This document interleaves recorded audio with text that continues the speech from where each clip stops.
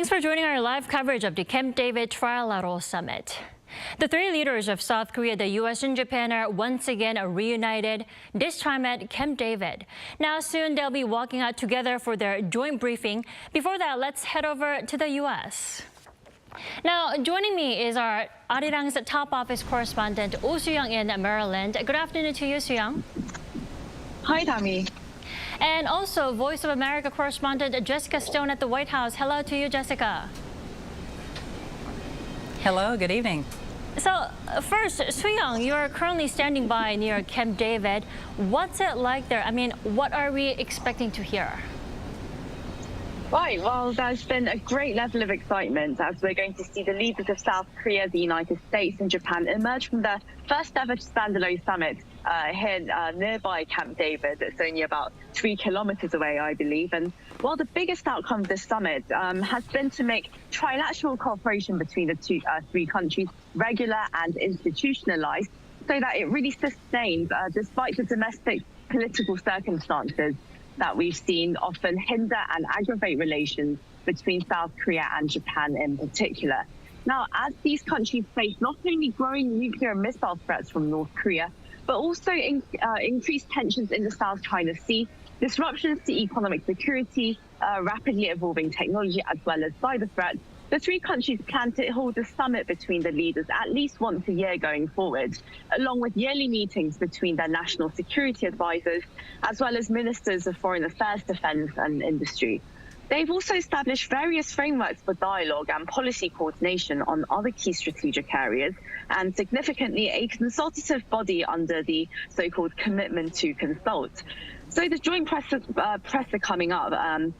The leaders will be making it clear that their unprecedented summit today is going to be the first of many dialogues, making a very historic moment in Indo-Pacific diplomacy and security.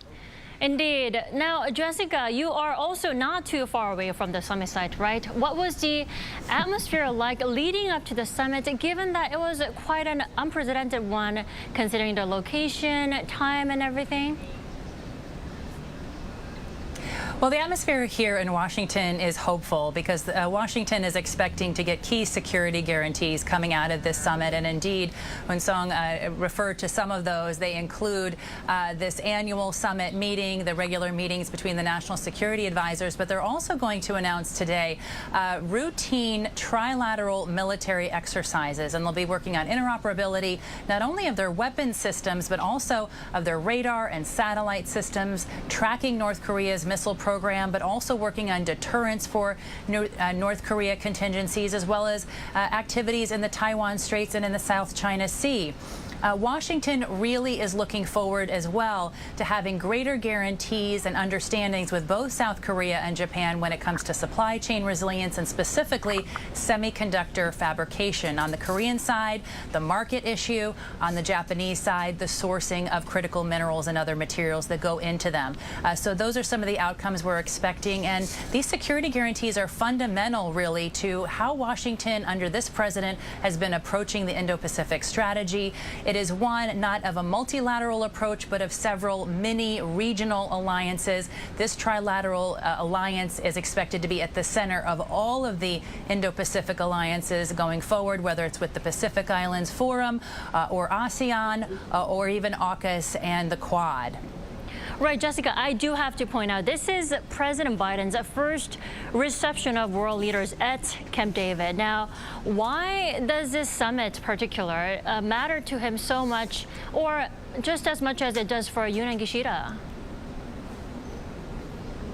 Well, you know, I have to point out the historic significance is probably not lost on your viewers. This is the same location where in the 1970s we had the big Middle East peace accords reached with Anwar Sadat and Menachem Begin of Israel and of the PLO under President Jimmy Carter. So we go back to those days with historic visits, historic agreements being announced at Camp David.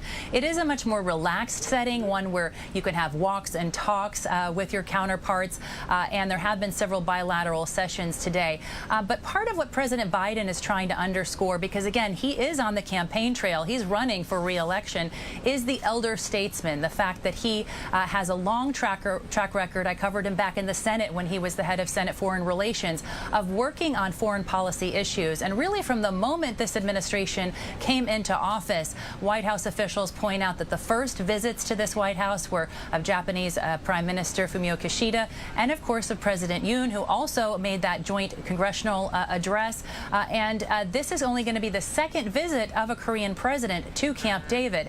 So he is upping the ante, showing honor to these two leaders, and trying to come away with having Americans believe that he is somebody who will lead us into the 21st century, into the conflicts of the future, particularly those in the Asia-Pacific, which, although that threat has been identified by the Pentagon for the past, I would say, decade or so, the threats coming from the Asia-Pacific are finally front and center for the National Security Agency here at the White House and the planners, the policy planners. And that is why this administration has taken this by storm, really, and had it in view since the beginning. Right, and Camp David, the location itself is more than just a U.S. presidential retreat, at least for the day today, right? And also, Soo-young, the biggest outcome will be regularizing cooperation between the three sides. Now, you mentioned this briefly earlier, but what issues will they be prioritizing going forward? Right, well, the first obvious agenda has to be addressing North Korea's growing nuclear and missile threats, of course, with the regime having launched something like 65 missiles last year, an unprecedented number. And as Jessica mentioned, the three countries will launch annual named and multi-domain trilateral exercises on a regular basis to enhance coordinated capabilities, as well as adopt a real-time missile warning system. They'll also be trying to enhance their ballistic missile defense cooperation as well. And another area of further cooperation will be economic issues and technologies. So the three countries are going to try and increase supply chain cooperation, especially in strategic areas like semiconductors, launching an early warning system between the three countries. That's going to try and overcome economic coercion as well as the theft of advanced technologies through trilateral cooperation. The three countries will also try and encourage more collaborations between their leading institutions in order to encourage more innovation between them as well, as as technology is going to be crucial in terms of as it ties into security issues as well going forward. As well, expanding their cooperation to wider regional and global interests. The three countries have it looks like they're going to call out China's actions that violate global norms, particularly with Beijing's unlawful maritime claims in the South China Sea. And to stabilize the region and really promote peace and prosperity along the Taiwan Strait as well, the three countries aim to jointly engage with other multilateral collaborations like ASEAN, the Association of Southeast Asian Nations, Pacific Island countries, as well as the US and Japan's other security initiatives like AUKUS and the Quad. Furthermore, the three nations will also collaborate on efforts for peace and reconstruction in Ukraine and aim to reduce their dependency on Russian energy. You know, then the question is, speaking from a U.S. perspective, Jessica, what major initiatives do you expect to come out of the briefing that we are waiting for? Well, I think this interoperability question for the three militaries is really key for Washington. We have come out, of course, of several decades of wars in the Middle East in which, while it was not a unilateral effort, U.S. soldiers bore the brunt of those conflicts in Afghanistan and in Iraq in more recent years in particular. And so there's a war weariness on the part of the public. So what Joe Biden needs to communicate is that the wars of the future, the conflicts of the future, and the deterrence measures of the future won't be borne by the U.S. alone. And he really needs to stress to the American public that there is an alliance with Japan and with South Korea with their weapon systems, radar, satellite, that can work in tandem to stabilize and maintain regional stability, not only because of increasing assertiveness from China, but because so much of the global shipping trade routes go through this valuable part of the world, and so those need to be ensured as well. There's also the issue for Washington of this commitment to consult. This is a really big deal. There's a separate paper on this coming out of the White House now called the Commitment to Consult, in which all three countries are pledging that when a threat comes against one of them, all three of them will respond in tandem. They will get on that hotline that Eun-sung mentioned, which is going to be high-tech. It's going to allow all three countries to discuss their options, and they are going to come up with a unified response to that threat. So that's really key. It's not a mutual defense agreement, the White House has been very clear to say, but it is a level of mutuality in terms of defense response, and something that's really critical to this White House to obtain. Right. They are trying to stay in touch just as close as they were before, or even closer than ever. Now, Soo-young, that's also in line with absolutely regularizing their trilateral cooperation. How is that regularizing cooperation, trilateral cooperation, so significant specifically for South Korea? Well, for South Korea, increasing trilateral cooperation, it's a crucial step, not only in terms of overcoming South Korea's immediate security concerns, namely North Korea, but also to stabilize the security and livelihoods of everyday South Koreans through stronger economic and technological cooperation with the United States and Japan, which happen to be leading nations in innovation. So that's really in line with the Yoon government's policy of really upholding the universal values of freedom, peace, and prosperity across the world as well. And well, that deepens Seoul's engagement in the Indo-Pacific, moreover, where growing geopolitical tension in the South China Sea, again, it increases not only disruptions to regional security, but it also threatens sea lines of communication, global trade routes, which are vital for South Korea's very export-dependent economy. So really, securing a stable environment in the Indo-Pacific is very much at the heart of South Korea's strategic interests going forward. On top of that, more human interactions, people-to-people exchanges across the region. In that regard, increasing partnerships and giving more development assistance to countries in the neighborhood through this trilateral cooperation. That's going to really increase the opportunities for South Koreans as well to really engage with, collaborate with, and innovate together with people all across the region. That all really amounts to building brighter prospects for future growth and development for all across the region. Right. Jessica, before we let you go, the White House has insisted that all these initiatives are not plotted to target or challenge China. But is that the case? Because China is obviously not too happy about these meetups, right?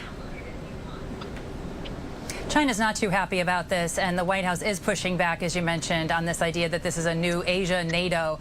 They say it's not, and particularly because of what we talked about earlier, this is not a mutual defense treaty. There are some elements of mutuality to it, but there are no commitments to come to each other's defense in the trilateral context, such as there is in NATO. And I would just say that in the coming weeks, we're going to see Wang Yi, the foreign minister of China, come to the United Nations General Assembly in September. He's been invited to the White House and to Washington, I should say, in advance of that. And if he takes those meetings, you're going to continue to see what the White House has described as efforts to maintain communication with Beijing in tandem with these other changes, these alliances that put pressure on that relationship, but also pressure that Washington can use to essentially send the message to Beijing that it needs to continue to follow the rule of law and not take any sovereign country or land by aggression, which of course refers to Taiwan. Back to you.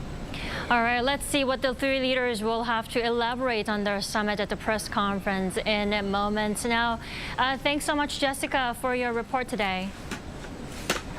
All right, Soo-young, thank you You're also welcome. for filling us in. You have a good day. Thanks. Have a lovely day. Now, we are still a few minutes away from the joint press conference. Now, what will the three leaders will walk out this time? We have Professor Eric Sang-Soo Kim here in the studio. Early good morning to you. Early good morning. Thank you for having me. All right. Now, we saw the three leaders being reunited for the first time in 3 months after their last meetup in Hiroshima. They looked pretty comfortable being with one another. What did you think of the meetup? This is running for a couple of times now, and diplomacy is about development of dialogues. So this conversation has been ongoing for more than a couple of months, and they met a couple of times already. We're discussing similar things with a more developed topic. So we're getting more comfortable and comfortable in this trilateral relationship, and we are kind of agreeing on the purpose and the ultimate goal of this trilateral alliance. So I think that we're pretty much on the same page. We might have some items that are a little bit different among three countries' opinion, but still, I think the ultimate purpose serves well for the summit.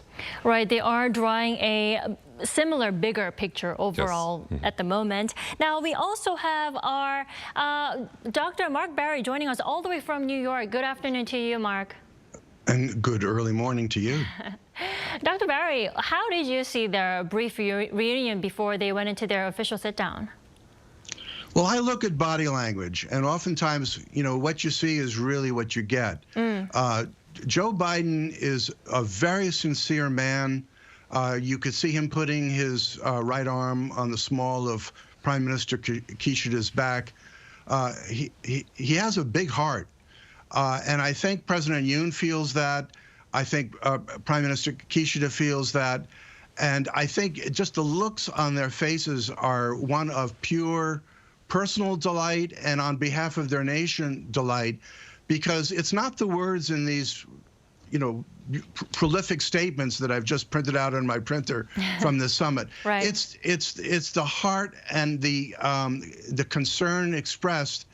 And I think that's the foundation of all moving forward. And I can elaborate on that theme later on in the program. But I think the body language really says it all. And I think that's the most important outcome of the summit.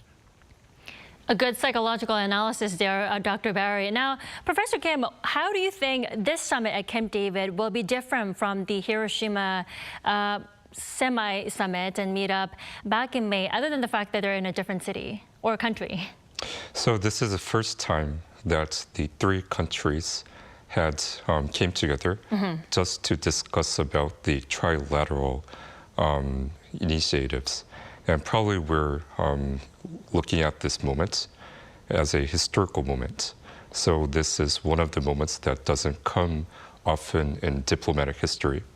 And the reason why the three countries are trying to come together to discuss and conclude how the trilateral initiative will go forward is reflecting the urgency of the global coordination to navigate through the difficult economic situations and the security situations among those three countries. Right. Yes. Right. The fact that they're gathered in one place just for one another to discuss their own interests is meaningful and purposeful. Yes. So in Hiroshima, it was a setting that the discussion was not solely dedicated to the trilateral alliance. It was in a bigger, umbrella under G20, and there was a lot of things to G7, I'm sorry, to consider in that setting. But this summit is specific for the discussion of how this trilateral alliance will go forward. So we are expecting a more developed agendas and conclusion coming out from this summit. So I think in that sense, it's different from Hiroshima. Hiroshima was a prelude, I think. And we had other preludes like the Yoon Biden summit in Washington and the Yoon Kishida summit in Japan and Korea was the prelude. And finally, we're coming all together for the three countries to discuss and conclude the structure of the Trilateral Summit. Right, Professor Kim, I do have to make one thing clear, though. It's the trilateral partnership apart from the alliance, right? It's Yes. right, Seoul-Washington alliance and possibly another round of alliance between Washington and Tokyo, but not the trilateral alliance yet. I was not intending that the trilateral structure will evolve into an alliance. I was talking more on the line of when we're discussing about economic alliance or those kind of things. Perfect. Yes. Right. All right, Dr. Barry, now, Seoul's presidential office says that trilateral security and economic cooperation will enter a brand new chapter in history from August 18, 2023. That sounds pretty dramatic. How are these three sides so confident to make that happen, and why now?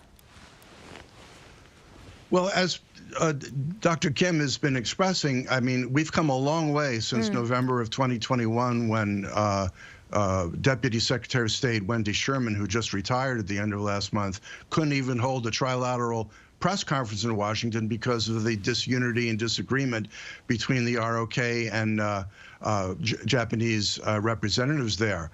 So we've come a huge distance, and really much of this is to President Yoon's credit because he took bold steps when he knew that no one else could. And he could do so, I think, because he has a single 5-year term. Japanese prime ministers, of course, they have to, being a parliamentary system, they have to worry about needing to call elections on a much sooner timetable. U.S. presidents, they're elected for 4-year terms with the possibility of re-election. So the timing is just very good for all three leaders concerned. And I believe that the intentions will reveal themselves to be absolutely able to be fulfilled. You know, the effort that has been made into this summit, I think, will definitely bear fruit as we see these mechanisms come into play step by step over the coming months and into 2024. Right. Let's also talk about the opening remarks by the three sides before they went into their actual summit. Professor Kim, how did you see or read President Yoon Suk-yeol's remarks, opening remarks? So the keyword that I listened was freedom. So he was emphasizing that freedom is not given, and it's achieved. So that was, you know, aligned with his message of a value alliance, and it was aligned. I think it was aligned with his message during the Independence Day speech, emphasizing the value of freedom. So it really symbolized Yoon's administration's focus in the diplomatic strategy. And what I observed with Japan was Kishida gave a sincere condolence to the recent loss of President Yoon's father, and also he gave acknowledged that they made a $2 million donation for the forest fire of Hawaii. I thought that was very diplomatic, typical Japanese style to start with. Warmful gesture. Yes, warmful gesture. So that kind of things, symbolize how, each country will position in this summit, and the venue is very, good. I think it's definitely. Yeah, it's a place to rest. So usually hard discussions should be made at places that are at ease. Definitely. Now, you mentioned the freedom as the key word, which is a core value that the three sides mutually share. Then, Dr. Barry, what's your take on President Biden's opening remarks? Any particular comment that you found interesting? Well, it's typically Joe Biden. It's very sincere, very emphatic, very off the cuff, but that's why the sincerity comes through. And I should kind of bookend his remarks with the fact that where is he coming from, where is he going? Yesterday, he spent all day paying respects to a woman who was his mentor in the early days of his political life in Scranton, Pennsylvania. And upon paying respects to her casket, he came back to Camp David to prepare for the summit today. And then at 6 p.m. Eastern Time tonight, he flies off to Reno, Nevada, actually to Lake Tahoe. Originally, it was supposed to be a vacation, but he's going to fly on Monday to Hawaii, to Maui, to survey the actual rescue situation, where already 111 people have lost their lives and there's 1,300 missing from the wildfires.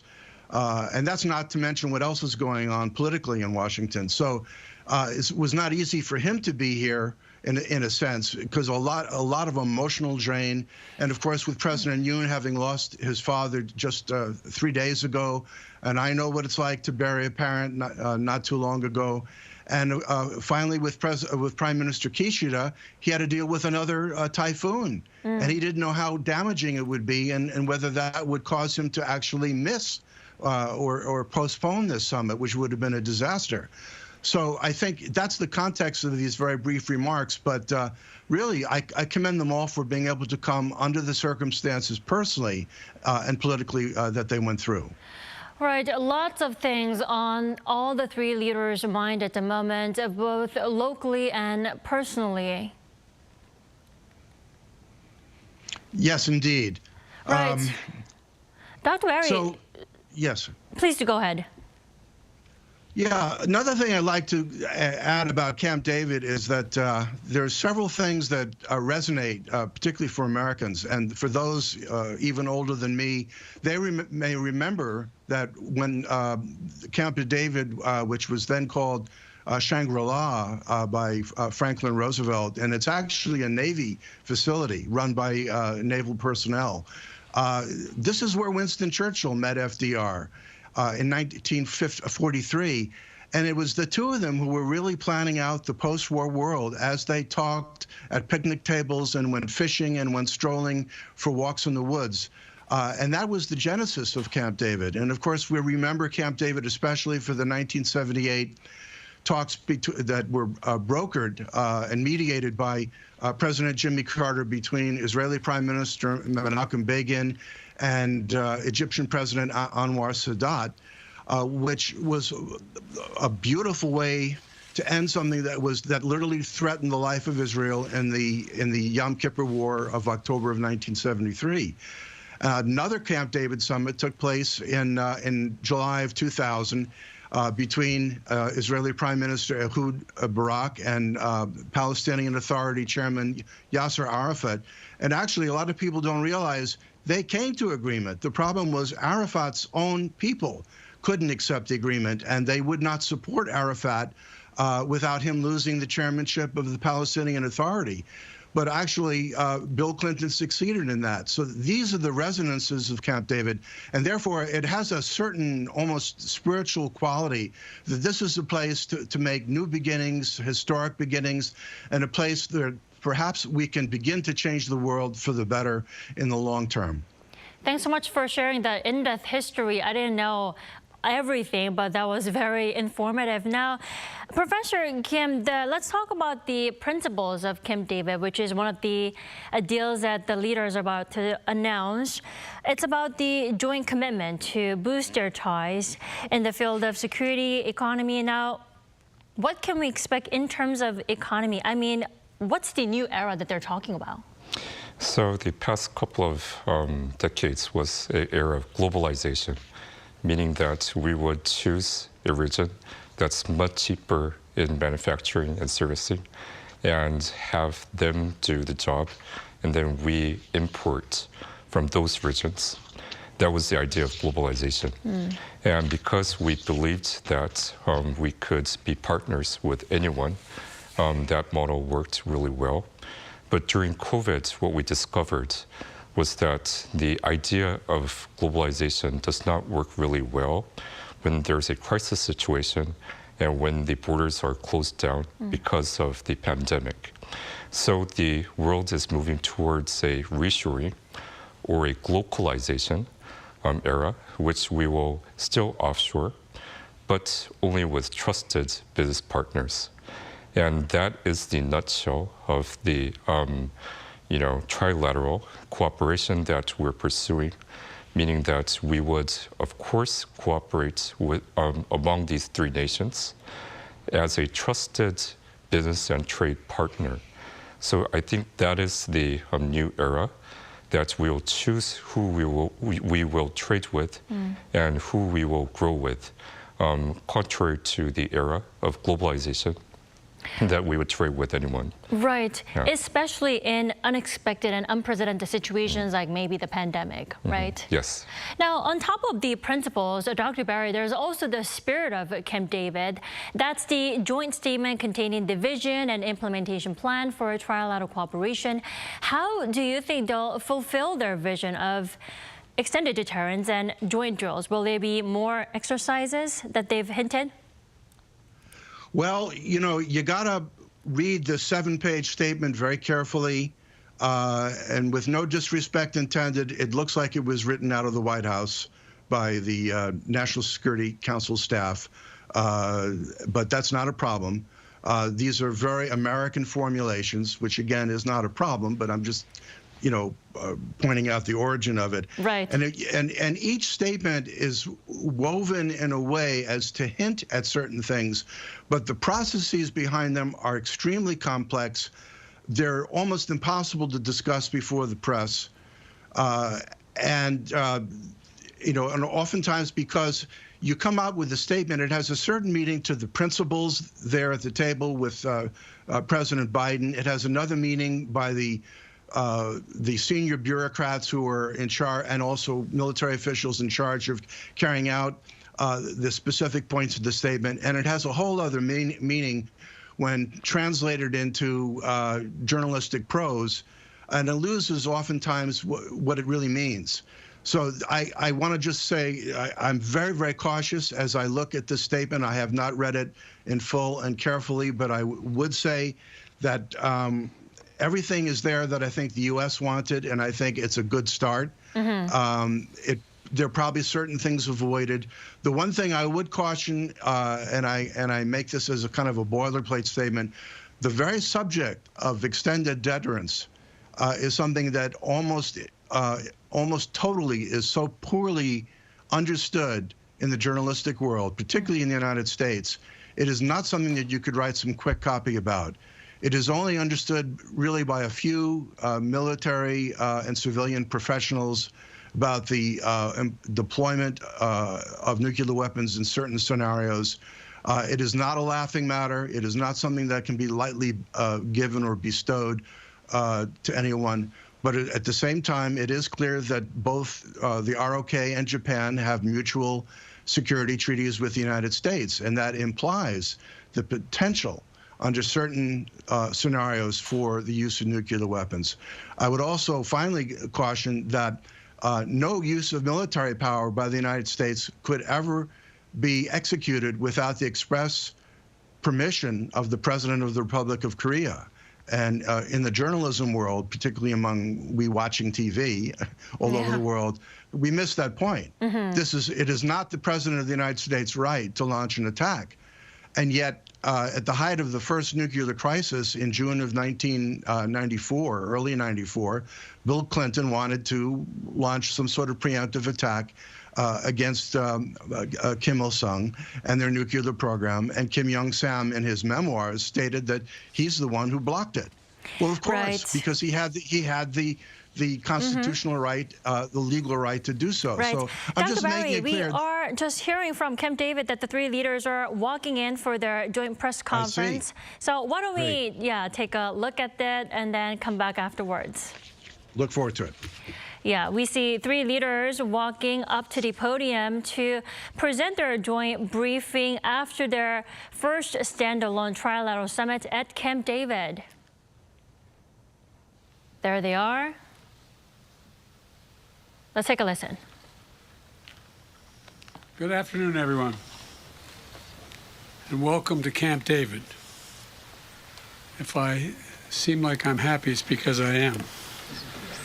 This has been a great, great meeting. Mr. President, Mr. Prime Minister,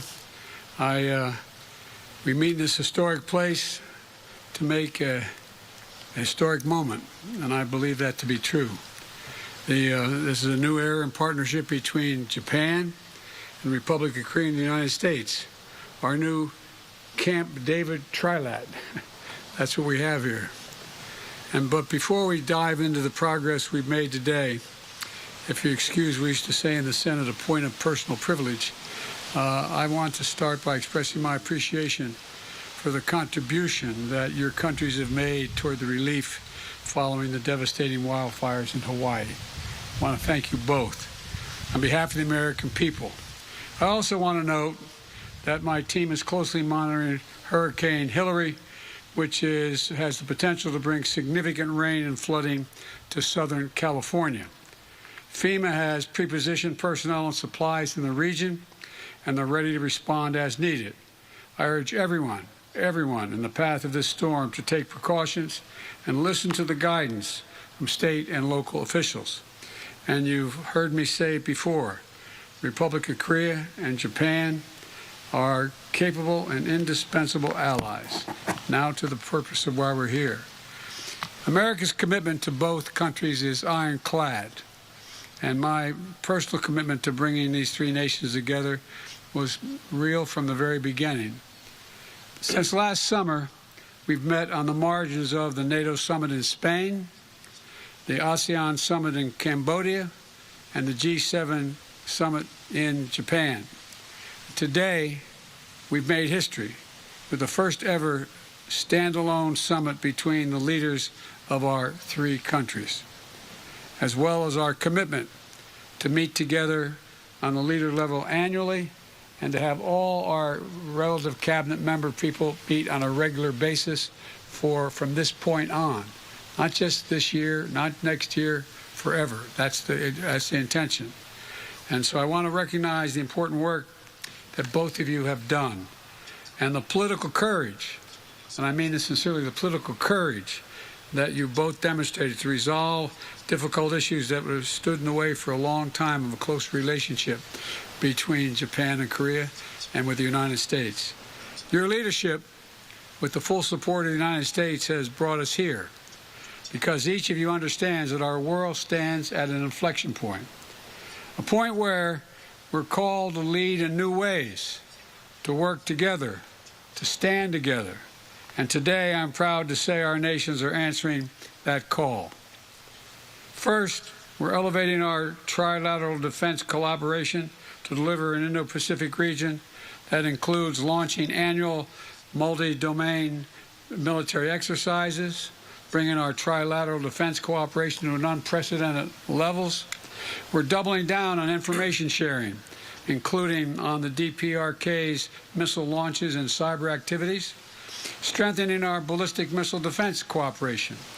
And critically, we've all committed to swiftly consult with each other in response to threats to any one of our countries from whatever source it occurs. That means we'll have a hotline to share information and coordinate our responses whenever there is a crisis in the region or affecting any one of our countries. And today, we've all reaffirmed our shared commitment to maintaining peace and stability in the Taiwan Straits and addressing economic coercion. We're going to continue to counter threats from the DPRK, including cryptocurrency money laundering to the tune of billions of dollars, potential arms transfer in support of Russia's brutal war against Ukraine. And together, we're going to stand up for international law, freedom of navigation, and the peaceful resolution of disputes in the South China Sea. Second, we're expanding our economic cooperation to build an Indo-Pacific that is peaceful and prosperous. Today, we've committed to launch a new, what we call a supply chain early warning system, a supply chain early warning system pilot, and which will alert our nations to disruptions of certain products and materials like critical minerals or batteries, so we can get ahead of the issues as they appear with the experience that we've experienced during the pandemic. Excuse me, this is falling off. There you go.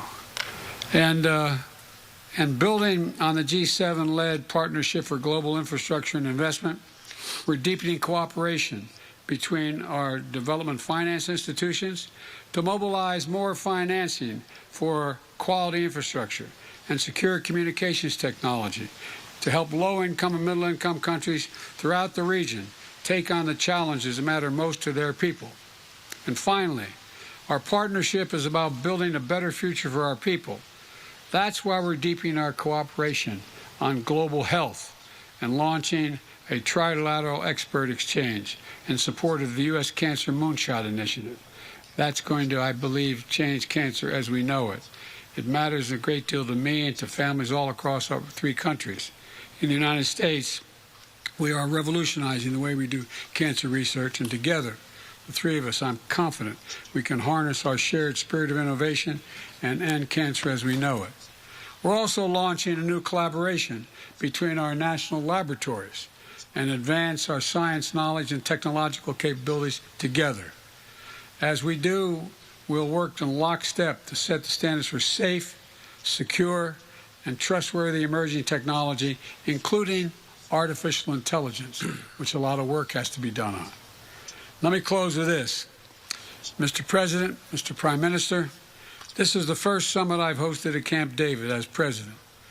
I can think of no more fitting location to begin our next era of cooperation, a place that has long symbolized the power of new beginnings and new possibilities.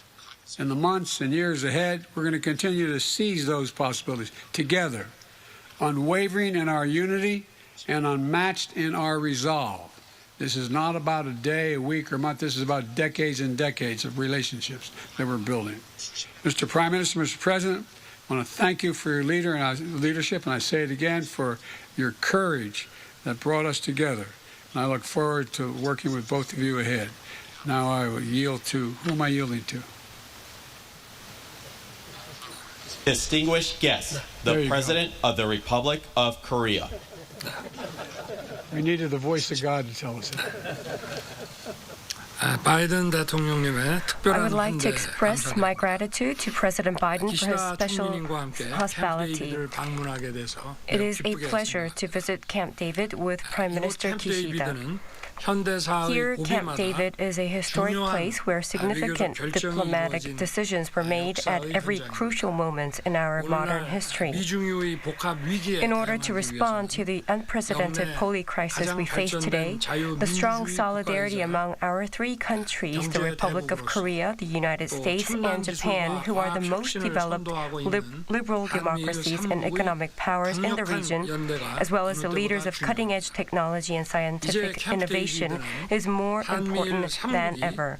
Now Camp David will be remembered as a historic place where the 3 countries declared that we will play a pivotal role in promoting a norms-based international order based on common values of freedom, human rights, and the rule of law, and promoting security and prosperity in the region. Today, the 3 leaders held the first standalone trilateral summit, opening a new chapter in Korea, U.S.-Japan cooperation. Today, the 3 leaders agreed on the Camp David principles, which will serve as a lasting guideline for the Republic of Korea, U.S.-Japan cooperation in the future. In addition, we prepared the spirit of Camp David, a document that contains the vision of trilateral cooperation and the implementation plan.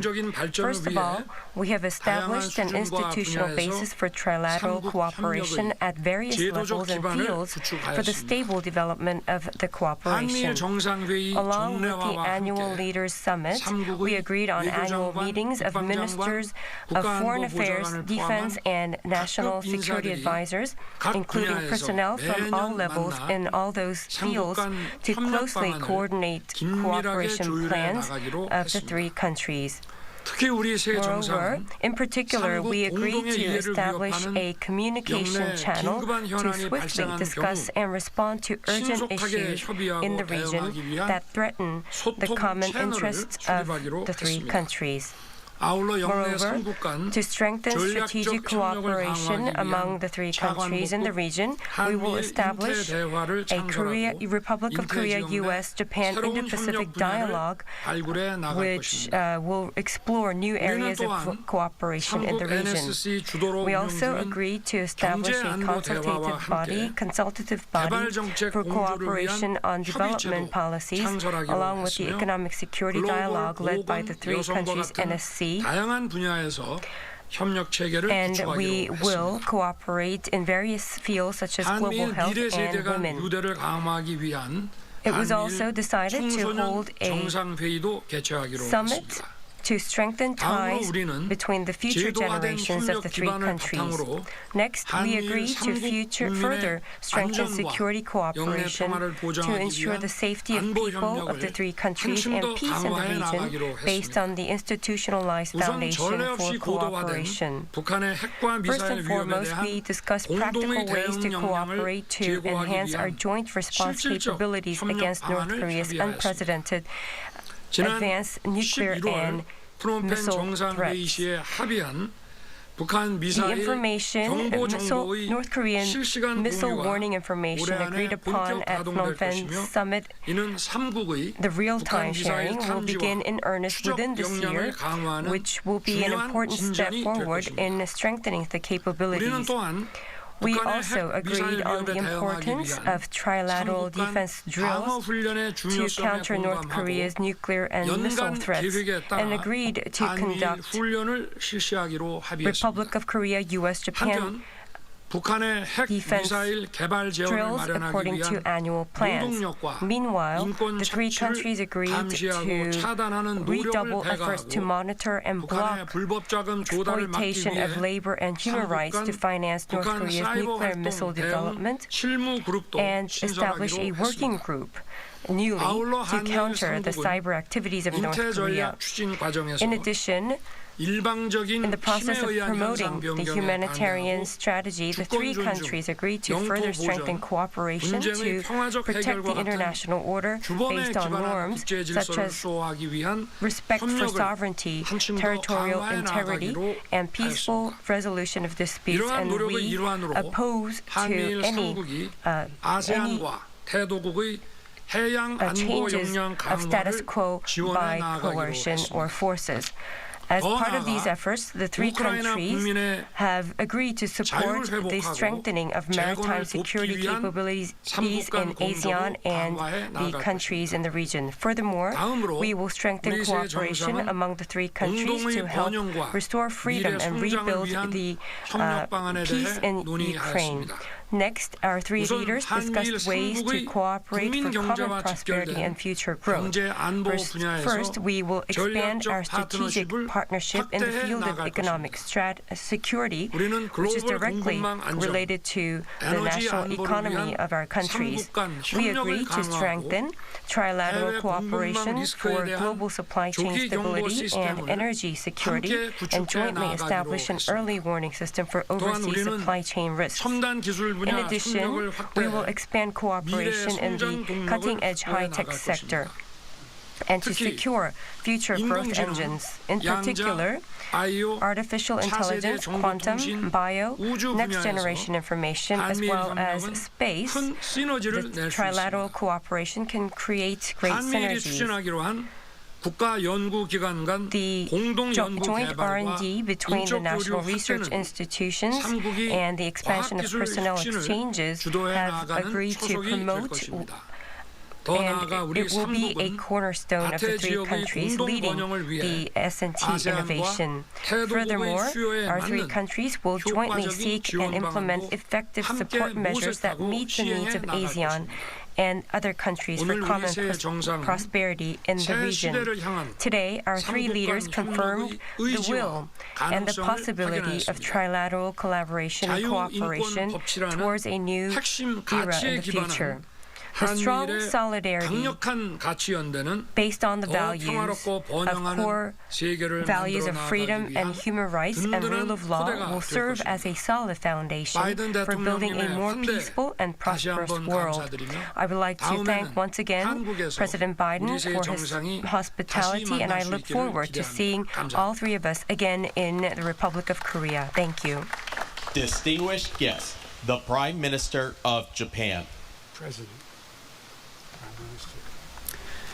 はい、まずはじめに、山火事が First of all, ハワイ州マウイ島にもたらした甚大な被害に関しお見舞いを申し上げますとともに I would like to express my deep condolences to the victims of the Maui wildfire. 被災者救援のた Japan め総額200万ドル規模の支援を行うことを決定いたしました。 support. Japan decided that we will aid $2 million to the region that was struck by the wildfire, and we hope that we could do more in terms of supporting the victims of Maui. Today, we had a very meaningful time, and I would like to express my sincere gratitude to President Biden for his invitation. It was a great and very precious opportunity to bring our collaboration to another level, and this is all the more meaningful because this was a standalone trilateral summit. At Camp David, there were numerous historic summits that took place, and I believe that today's summit wrote another new chapter in this historic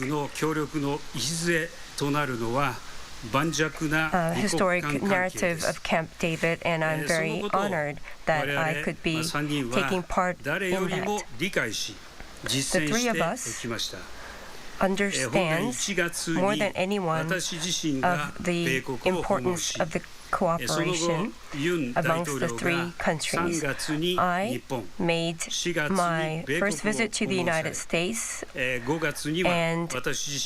President Yoon made a visit to the United States, and he also made a visit to Japan, and I made a visit to Republic of Korea. Based on the rule of law, the free international order based on freedom is at crisis. And the fundamentals of the democracy is also being shaken. And the attempt to change the status quo by force in all corners of the world is ongoing. Against this backdrop, the three countries and our strategic cooperation and its potential, and materializing that potential is something that we must do, and it is also a calling of the era. And we would like to declare our will and our resolution to open up a new era based on our collaboration and cooperation. So let me point out three important points. One is the Japan, US, and Japan ROC alliance that should be strengthened, and this will be even strengthened further.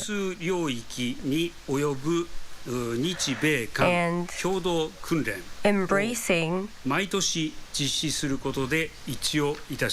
many different fields, we are going to hold annual summits 北朝鮮ミサイル警戒情報のリアルタイム共有に関しては初期的措置を実施し missile warning system. This will be realized in earnest by end of this year. So we have set forward towards this step. And the cyber activities that is funding illegal activities of North Korea, we agreed that we are going to take steps to hinder and impede such activities, illegal activities. And not only the deterrence, but also the UN security sanctions will be upheld against North Korea. And at the UN Security Councils, where all three countries will become the members, we are going to strengthen our cooperation to this end. And also, we agreed that of the awareness that we are open to dialogue.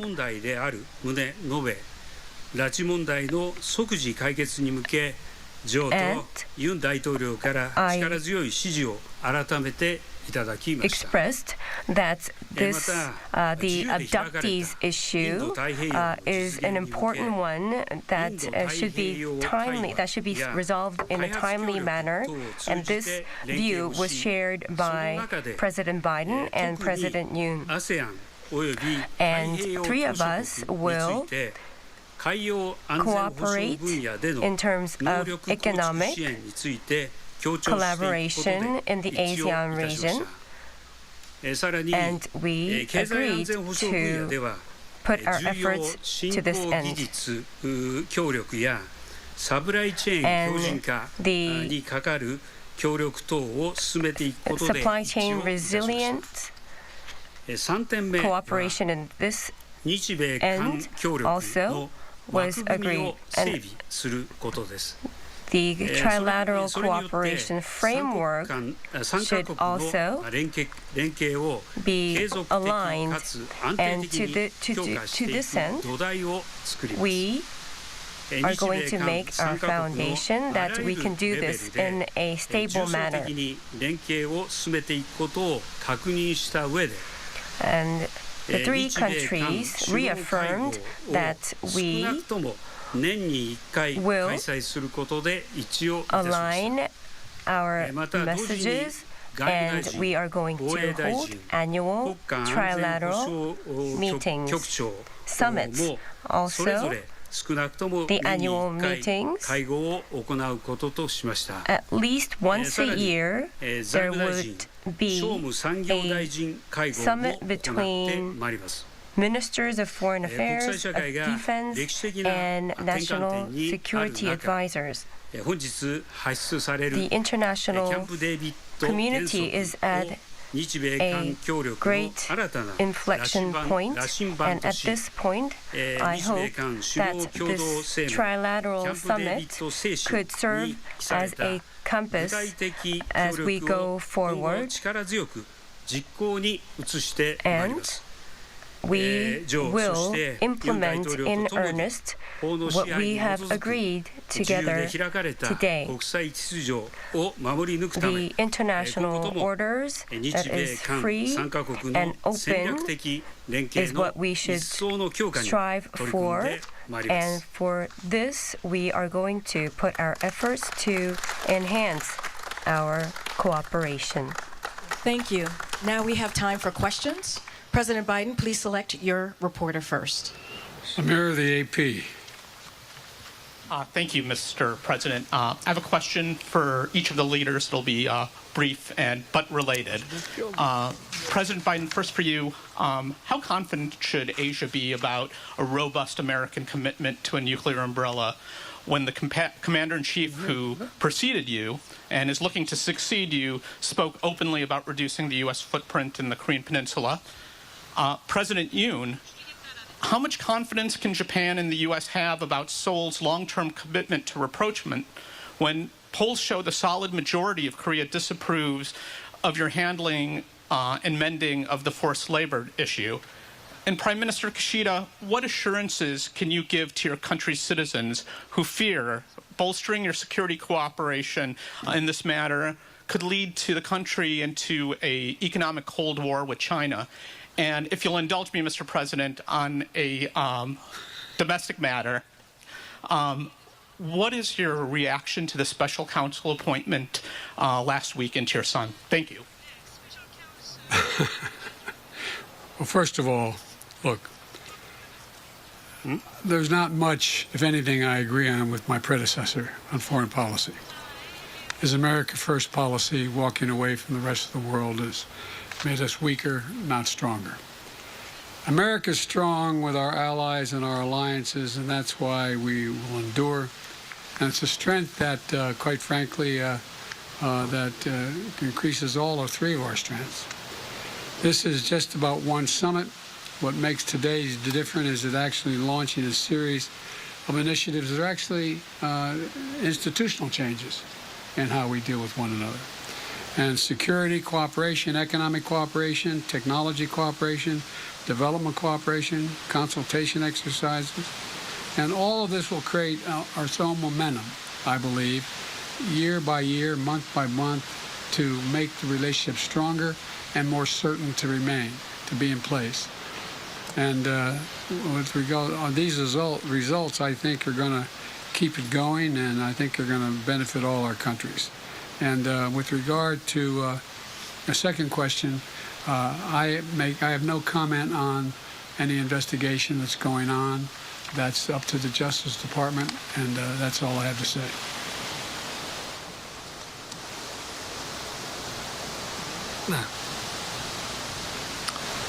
제게 하신 질문에 대해서는 the question that you asked me, 1965년도 in 1965, we had a Korea-U.S. treaty, and ever since, 정부의 이런 조치와 the governments made measures, 2012년에 and in 2012, 대법원에서 내려진 the Supreme 판결과의 Court of 그 Republic of Korea 조정할 수 있는 made a ruling, 방안을 and 시행하였습니다. we have made the measures, we have took the measures to close the gaps of these different measures. In the Korean society, of course, there are voices that oppose to it. However, the Korean people, we regard the Korea-Japan alliance and cooperation is more important than anything, and we believe that there is a consensus that this is the utmost importance.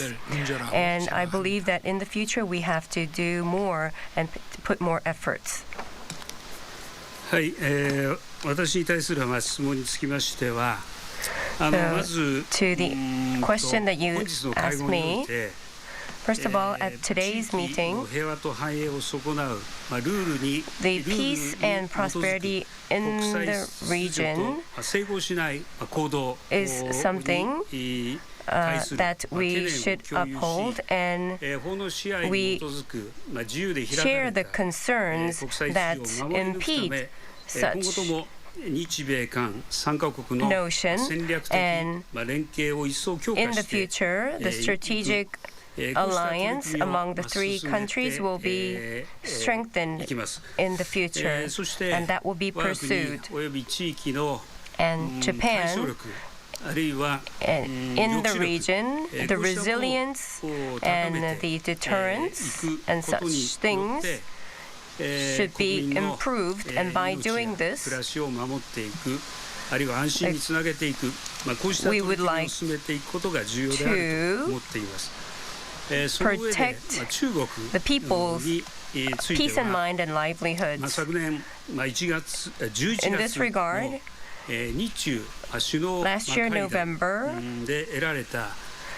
we had Japan-China summit, and back then we had a momentum that was created, and based on that momentum, we will continue our dialogue and cooperate in our joint issues that we face to solve. So this is the constructive direction between Japan and China. And for the peace in the region, we are going to put our efforts into it.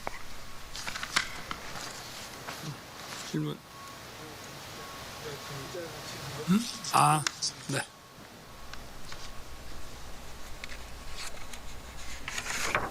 자, 우리 Money Today. Question from Money Today. 박종진 기자. Reporter 박종진. 아, 이쪽인가? Money Today 박종진 기자입니다. Hello, I'm Park Jong-jin from Money Today. First of all, my question goes to President Yoon. At this declaration, you declare that a new chapter has opened up. Compared to what you have discussed in the past, what is the biggest achievement this time? And when this close collaboration among the three countries happens, what will be palpable by the people of the Republic of Korea? Next question is to President Biden.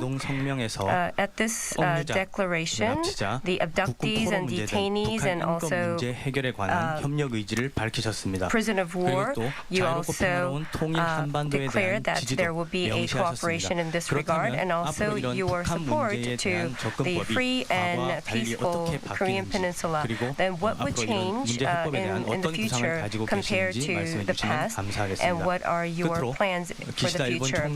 Lastly, to Prime Minister Kishida, today this historic trilateral summit is very important, and we believe that this was possible, and I believe the international community will agree that this was thanks to President Yoon's very audacious initiative to cooperate with Japan. So I would like to ask what your opinion is, and also how you will show the sincerity of the improvement of Korea-Japan relations. First of all, the trilateral cooperation that is open up today, and we declared so. And the difference between what we had in the past and what we have today is that in the past we would seek cooperation in each and individual topics, and for today, cooperation, it is an overarching collaboration and cooperation that we will closely cooperate in a variety of different fields, from economics and to women. And such comprehensive cooperation and opening up an era of comprehensive cooperation means that the three countries' contribution to the international community will be a big contribution to the mankind and to the future of the mankind. And this is the confidence that we have. And also the common interest of our three countries is not something that is just for us, but it is also a universal value, and it befits the universal value that contributes to the international community. And there lies the three countries' common interests. And such comprehensive cooperation, when it goes into effect in earnest, the supply chain and also economic and financial market stability, and also the cutting-edge industry cooperation will be stabilized, and the three countries will has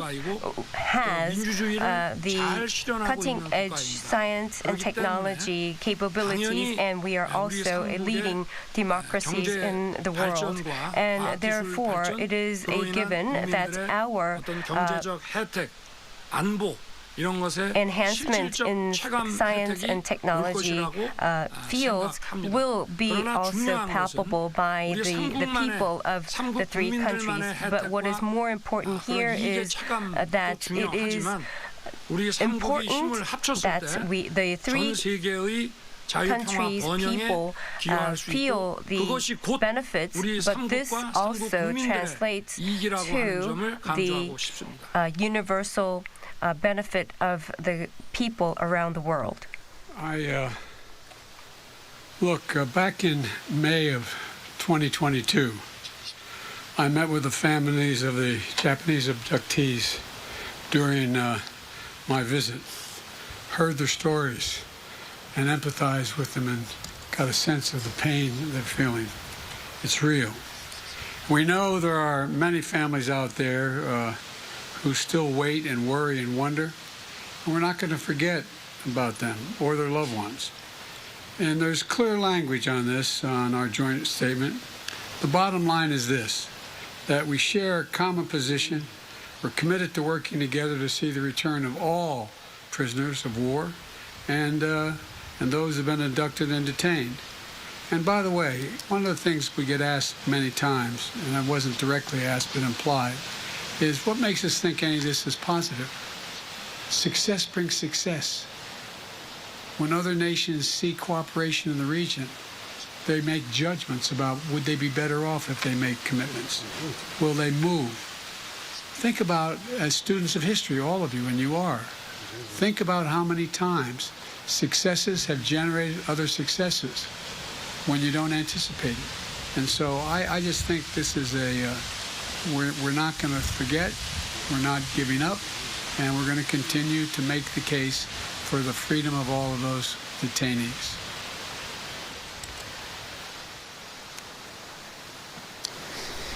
Uh, 私に対する質問ですが、まず私は日韓関係の強化にかける強い思い、これをユン大統領と共有をしています。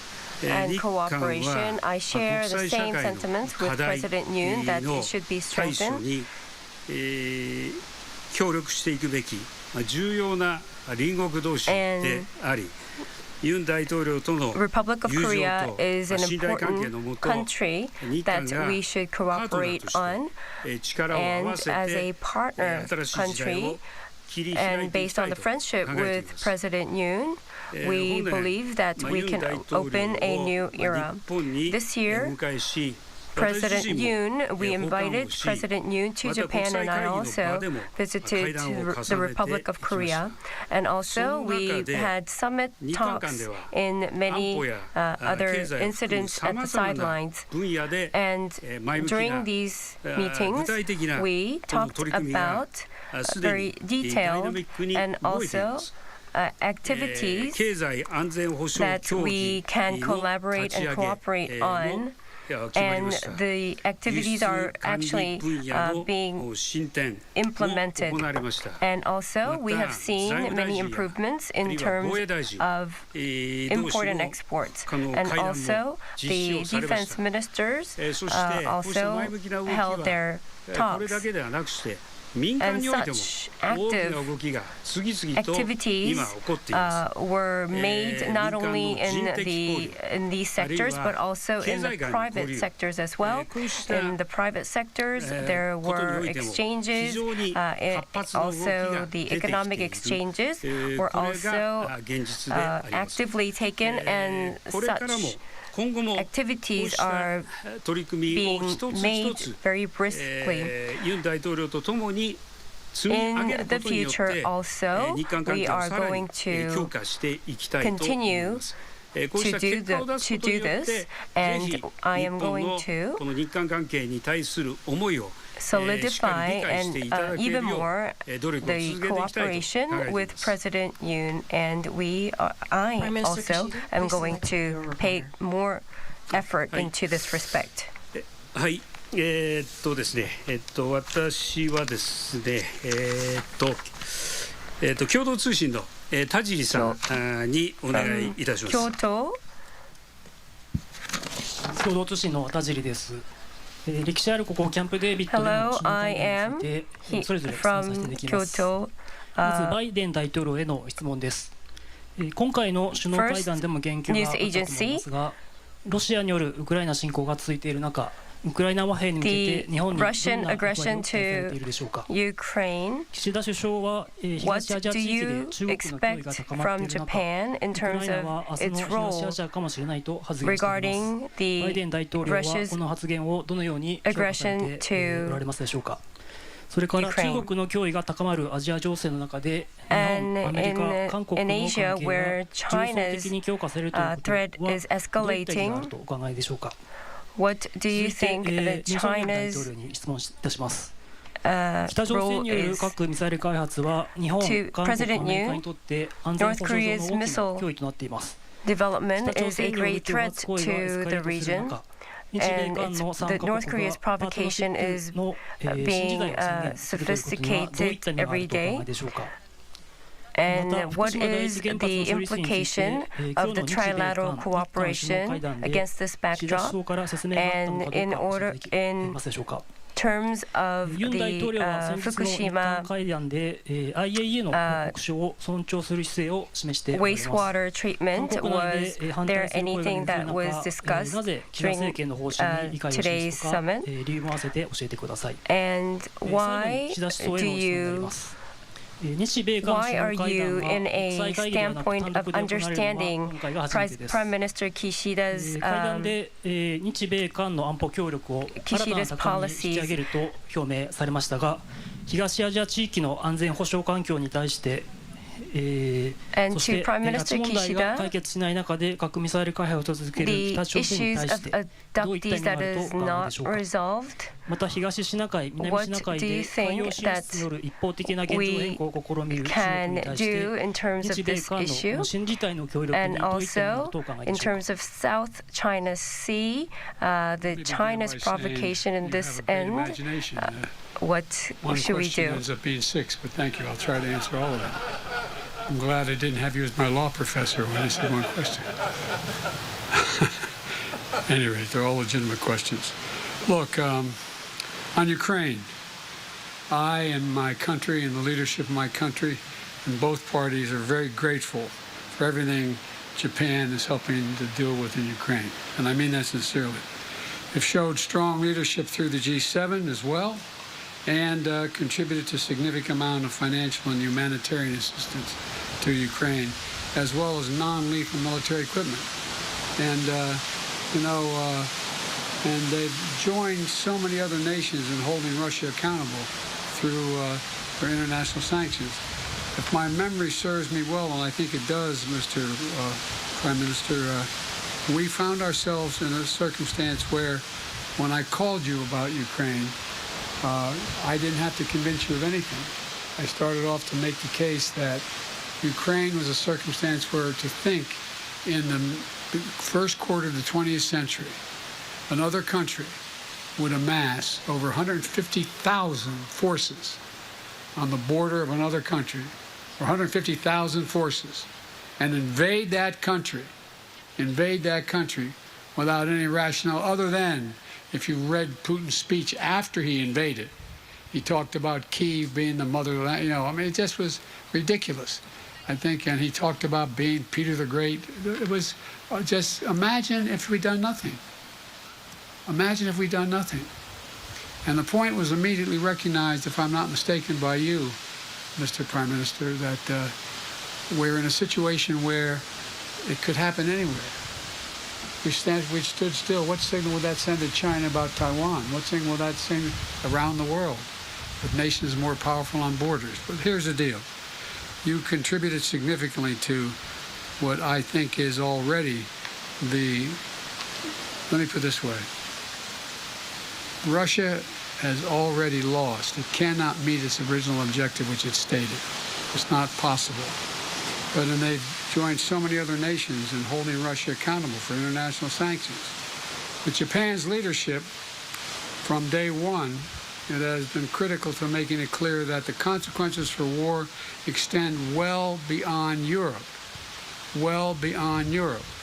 I say it in reverse. What would happen if an Asian country with 150,000 troops invaded another? You think that would not affect the interest, the economy, and the foreign policy of nations in Europe and Latin America, all across the world? Would have profound impact. And with Japan's leadership from day one has been critical to making clear the consequences of this war extend well beyond Europe. Well beyond Europe. It's a global issue. It has impacts everywhere, and Prime Minister's comments at Shangri-La capture that. And by the way, you know, we talked about this being an inflection point. The world's changing. The world is changing. And about every 6 or 7 generations it makes significant change. And there's a lot happening. And the idea that we're going to sit down in the rest of the world and say, well, that's only a European problem. There hasn't been that kind of invasion since World War II. And so, as for peace, we all want that, of course. Ukrainians want it most of all.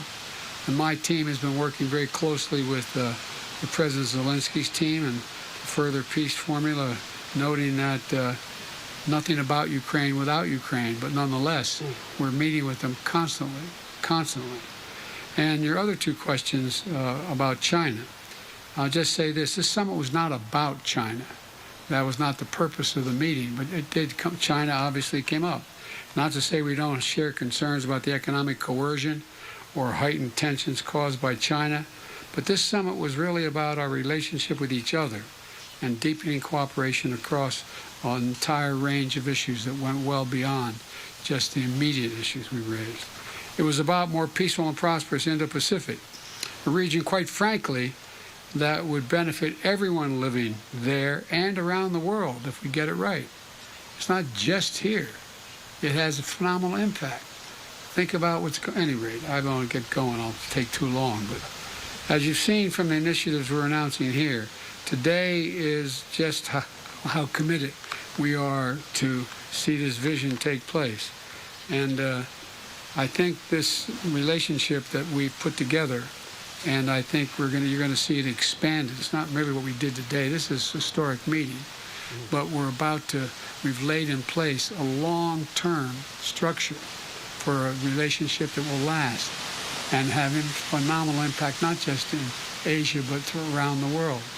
Someone once said in a different context that about healthcare provision in my country a while ago. This is a big deal. This is a big deal. Thank you. They have to answer their questions.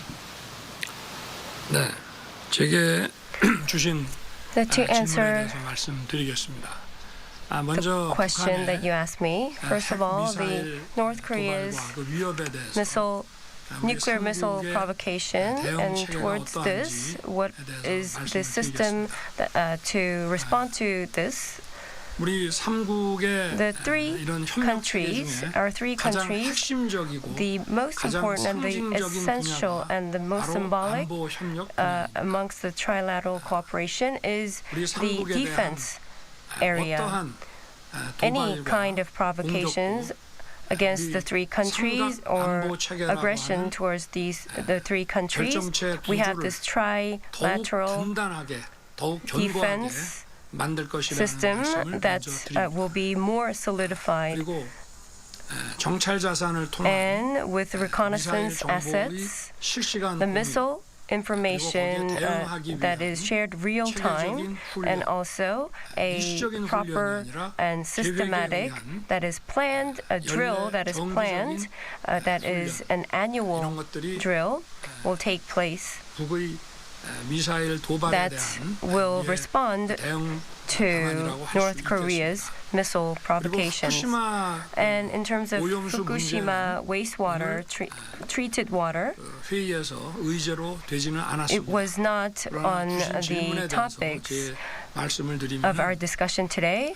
But to answer your question, 후쿠시마 the 오염수가 Fukushima treated 어떠한 water, 영향을 미친다고 하면 그것은 if it has any 태평양을 effect, 통해서 then 많은 it goes 국가의 through the 국민들에게 Pacific 우리 and it will 삼국뿐만이 아니라 go and it will 영향을 줄 affect 수 있을 것입니다. many other countries, not 그렇기 only 때문에 our three 우리 countries, 삼국 and therefore the 또 모든 peoples 인류의 of our three 건강과 countries and all 안전이 the 최우선적으로 mankind's 고려되어야 한다고 health 생각합니다. and security should be the utmost 이 priority 오염수의 that we 처리에 should look at. And the treatment of this wastewater 투명한 should be done in a method that is science-based and in a transparent way. And also the IAEA, that is a reliable institution, their result is what we have faith in. 처리가 되는지에 대해서는 And 일본 whether 당국을 this is 포함해서 국제사회에서 treated in 책임 a proper way 그리고 투명한 그런 is 점검이 something 필요하다고 that 생각합니다. the international society should check on in a transparent manner. はい、私に対する質問ですが、ご指摘のあった to answer your 北朝鮮によるこの核 the ミ North サイル開 Korea's 発や nuclear 東シナ海、 missile 南シナ海 development における and 一方 the 的な East China 現状 Sea 変 and 更の South 試みを China はじめ、 Seas 日米韓3カ国を取り巻く安全保 change 障環 of 境、これは status 日 quo 々 by 厳しさを増しています。 force and such こうした things 中で、今 are 回の会合においては、situation is being exacerbated. 米韓同盟 And の at 連 today's 携を強化し、 summit, 日米韓 we 安全 will 保障協力を strengthen, we 新たな agree to strengthen the 高みへ bilateral 引き上げて ties いく between the Republic of Korea and Japan and the United States これはま and さに Japan. 時代の要請であ And り、 this is 今次 the 会合を経 calling て of the 日米 era. 韓の And 安全 through 保障協力 this は summit, 地域の the 平和と安定を security 一層 cooperation 促進 of the three 強化する countries, ものになったと by 確 this 信をしており cooperation, ます。 this will 特に enhance and 北朝鮮 improve について the は、複数領域を security cooperation of the region. 日米韓共同訓練 And を毎 Japan, 年実施することや Republic of Korea, and US, 北朝鮮の the サイバー活動に対処するための drills will ワーキン take ググル place ープの annually, 立ち上げなど and the 具 working 体的 group な成果を in 打ち order 出すことができたと感じています。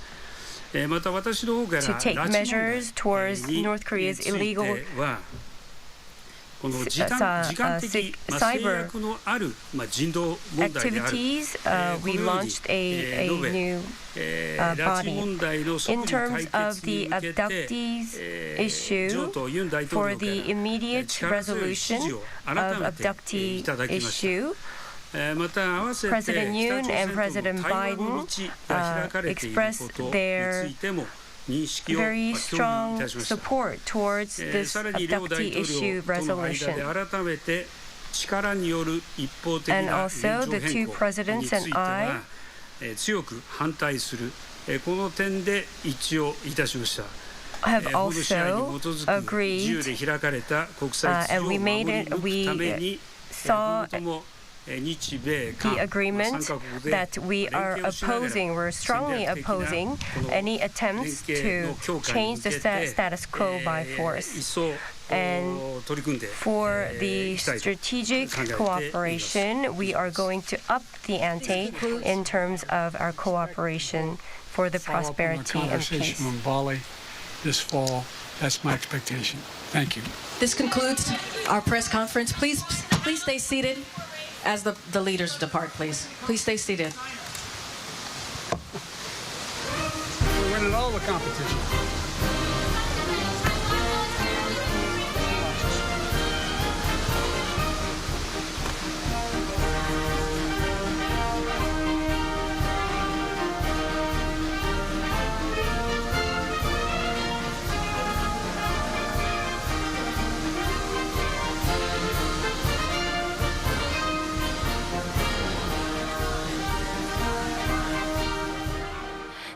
was the joint press conference by the leaders of South Korea, the U.S. and Japan following their Camp David Trilateral Summit.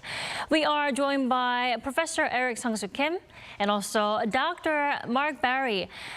Dr. Barry, let's start with you. Lots of deals and agreements they've managed to ink there. Now, let's start with the defense and security part. What about the missile sharing info system? Well, I don't know exactly what the system is, but the mechanical problem is simply one ally informs the other, and then it's usually up to the U.S. to pass on that information to the other ally. So they're trying to probably come up with some unified, real-time information system, because otherwise it can take either valuable minutes or even hours. You know, this is a political problem that really should have been solved long ago. It's not a technical problem because already there's probably a great deal of interoperability of various defense communication systems. So the issue is not technical, it's just simply political. But because of the sense of sovereignty over intelligence information, you have to break down the political barriers in order to be able to share this stuff in real time with two other allies. So it's kind of a no-brainer, but it was something that probably was supposed to happen a couple of ROK presidents ago, a lot more, at least between South Korea and Japan, a lot more intelligence sharing, and it kind of got dropped in all of the political difficulty of the previous ROK administration. So in a sense, what President Biden is doing is bringing it not only back to the level that it was, but also making it trilateral and trying to break down all of the political barriers so that any technical hitches can also be cleared up. Right. In a nutshell, to counter all the threats, whether regional or global, especially when it comes to North Korea issues, right? Yes, yes. But it's missile launches are first and foremost, but there's probably a lot of other stuff that they're talking about, but they're not being specific for obvious reasons. Right. Now, on top of that, Professor Kim, there's also annual joint drills that they're planning. They couldn't emphasize enough. Now, if they do take place between South Korea, the U.S., and Japan, in what shape or form? What do you think? So a joint military campaign will be conducted either in Hawaii or Korea or Japan, and that means that we'll have to be ready of Japanese self-defense army visiting our region, and we also going to other regions. We in fact are already doing such kind of joint military drills.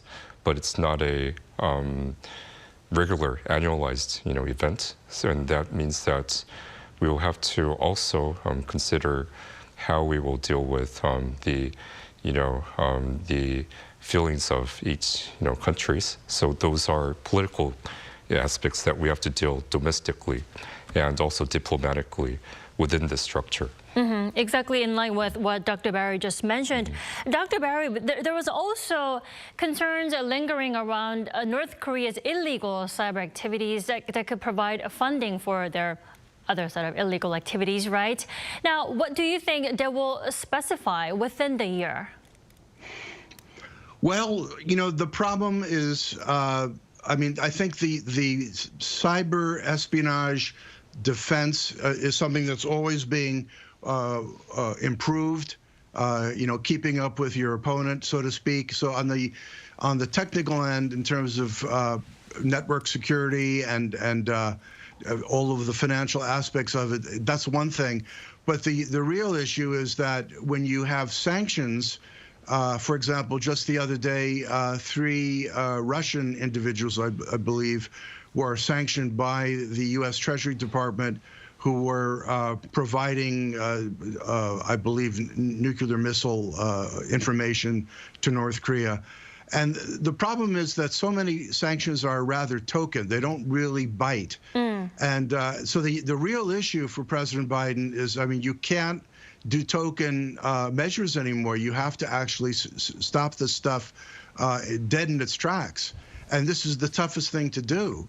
And of course, the North Koreans are not the only ones doing cyber espionage, but they're the ones who are largely funding their missile and nuclear programs through the illicit Bitcoin and other cyber currencies that they've been able to harvest. And they've been very successful at it. So to give it teeth, you have to actually be able to start sanctioning, as Joshua Stanton points out, one of the best civilian experts on sanctions in Washington, is, you've got to start going after the banks, whether they be the banks in China or Russia or elsewhere that are funneling some of this cyber currency and illegal gain to North Korea. And that's where it's going to take political courage, because when it comes to the movement of money, everybody, raises a fuss. But that's where literally the rubber meets the road. So that's where I hope that in the financial arena, where it's going to hurt the most, that the banking system itself, pressure is put on those banks that are most guilty of passing along these illicit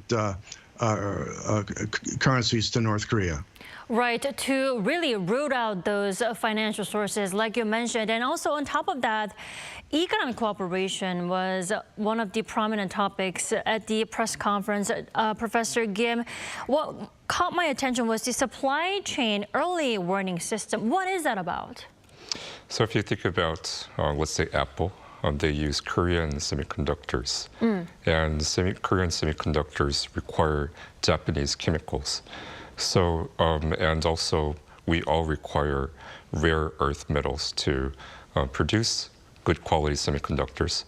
So if the supply of any, piece of the supply chain has a problem, then we can't guarantee that Apple will supply good phones to the market, and also for Samsung Galaxy as well. So in order to make sure that our economy continues to grow based on a digital economy, it's really essential to make sure that our raw materials are being supplied. So if we see any signals that the raw materials will have a problem, then we can coordinate and share the information and deal together of how we will make sure that the supply is secured. So those kind of initiatives were agreed in this trilateral setting. Right, to follow up with that answer, Professor Kim, IRA has also been a huge headache for South Korea, but why wasn't it mentioned here? Why do you think the reason is? And also regarding chips, to specify. Right, so this summit was the first trilateral summit, so you can consider it as making a group chat. So before, Korea was talking with U.S. and U.S. was talking with Japan. Japan was talking with Korea, and so it was an individual. It was a bilateral, setting. Separate bilaterals. Separate bilateral setting, and we made a group chat. So it means that it's really hard to escape this group chat, even if the administration changes. So because this was the first summit discussing about the structure of the, trilateral initiative, I think it was more important to focus on the ground settings, and those very critical discussion will proceed on ministry level and vice minister level arrangements following this summit in the trilateral setting, I believe. Right. Hopefully more details on the way, because it is the first standalone trilateral summit. Like you said, there's the group chat that they will have no way to turn around, at least under these administrations.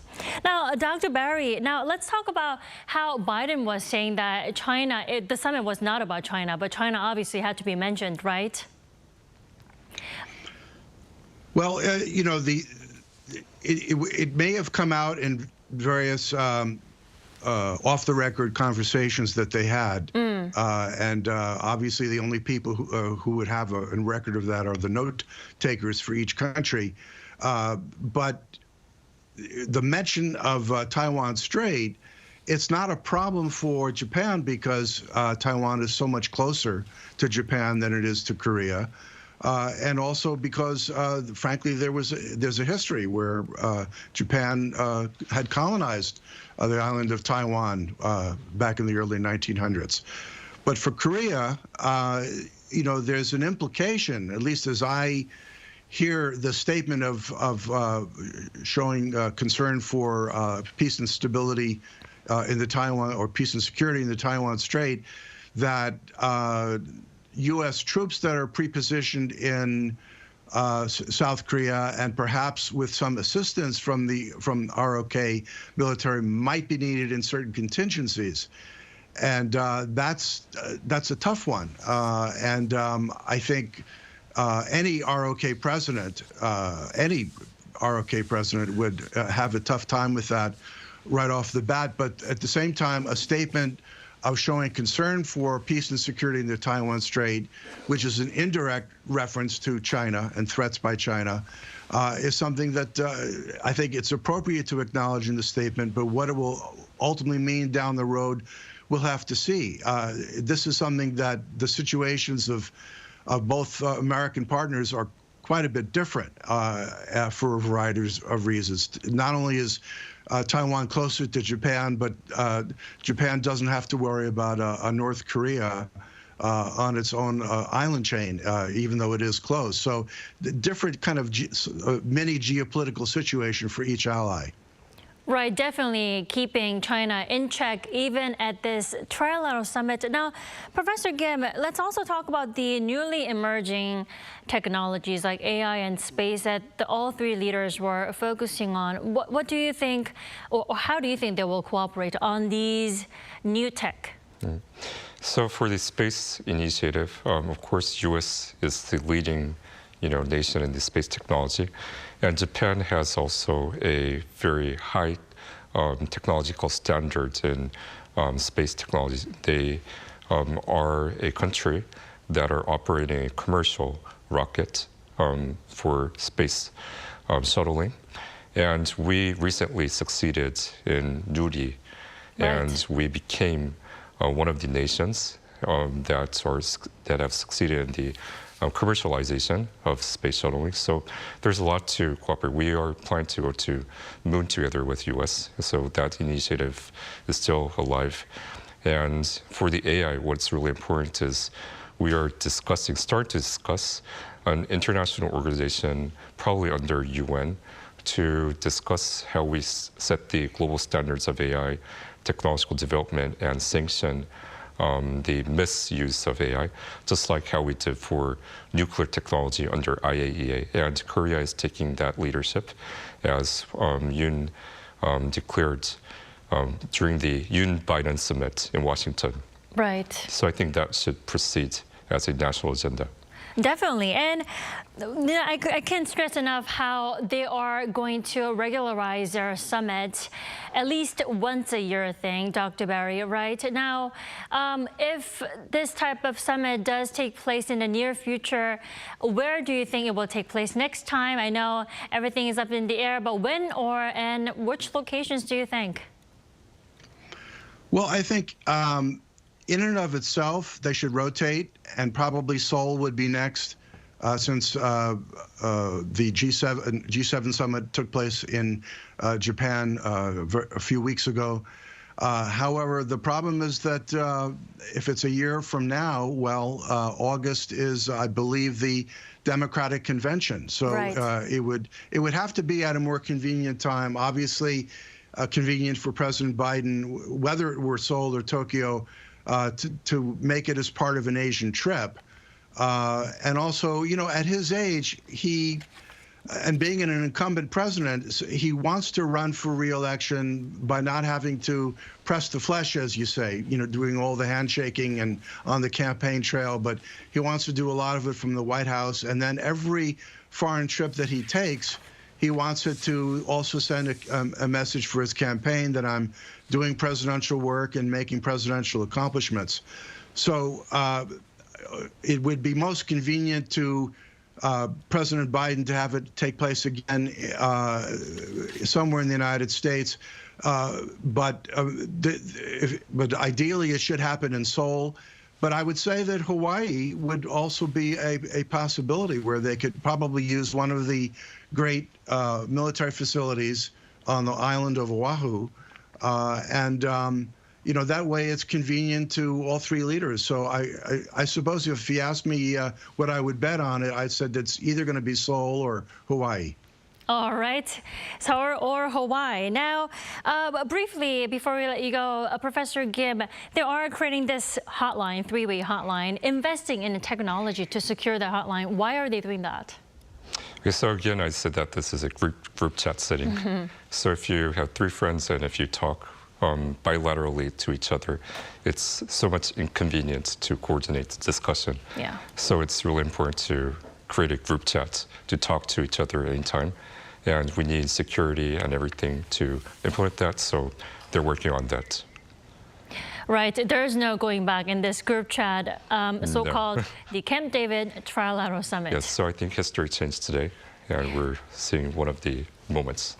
Definitely. All right, Dr. Eric Sung-Soo Kim, Professor Eric Sung-Soo Kim, thank you so much for joining us this morning. And also, thank you so much, Dr. Barry, for connecting us with us all the way from New York this morning. You're quite welcome. All right. All right, that is all we have for our special coverage of the Camp David Trilateral Summit. Thank you so much for staying with us.